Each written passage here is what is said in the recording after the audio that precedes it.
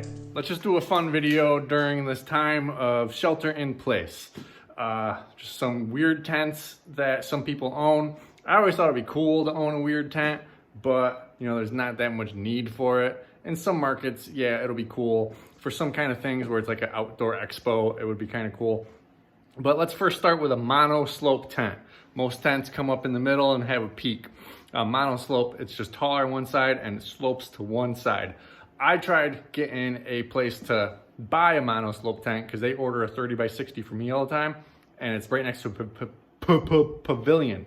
So once the roof of the pavilion comes down and the side of the tent comes down, all this water gets in there, and we put gutters up, but all that water off the roof and off the tent fill up that gutter, and it doesn't work that well. They know it doesn't work that well. They're fine with it. It's better than nothing. But I tried talking them into just buying a mono slope tent that we would put up. That way you'd only have to deal with water coming off the pavilion. The water in the tent would all go a different direction. But they said they don't have enough money for it. So no mono slope tent for them. But here's some other weird things.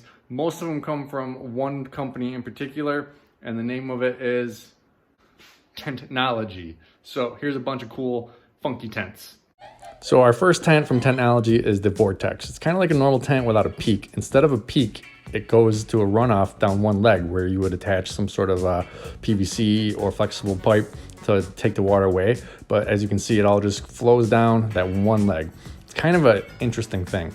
Now this is called the saddle span. I mostly see pictures with it as a band shell, but you can use it for events. I've seen pictures where entire weddings were underneath it.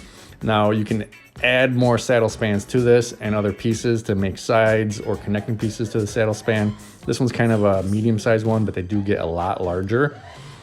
It kind of sets up kind of weird. It all sets up on the ground, folded, and then you use a truck to pull it forward and open it like butterfly wings. Now this tent, the Cubit, is kind of a weird cross between a frame tent and a pole tent. These can be added together to make larger sizes, but this is just a single one. You see the water runs off to one direction. You can add panels on all sides or no sides or just one side like you see here. It's just another interesting tent. It's, like I said, a cross between a frame and a pole because it does have frame pieces but also uses tension to stay up. Now this tent, the Splish, or some of them the Star tent or whatever, a bunch of different companies make this. This is a unique tent. This would be cool out in a field. I've seen, like, you know, for like a race being set up. Now this one is really interesting. You deliver it on a flatbed truck and it just spreads open. Doesn't take that long. I don't think it's in production anymore. So if you have one, you're not gonna get a new one, but this one is kind of crazy. It's awesome. So yeah, there's some crazy tents for some crazy situations. Like I said, that Splish or the Star one, I've seen at like the beginning or end of races. It's kind of like the registration tent or whatever. I've never seen any other ones out in the real world. I've just seen pictures online. Most people are not gonna need these. These are kind of specialty things. And that Star tent, I see most of the time not rental companies having it, but like the race organizers or the event organizers, they have it and it's branded and whatever, and it's not just plain white. So that is a cool tent. I do see those around a lot, but I don't really see it going for my inventory.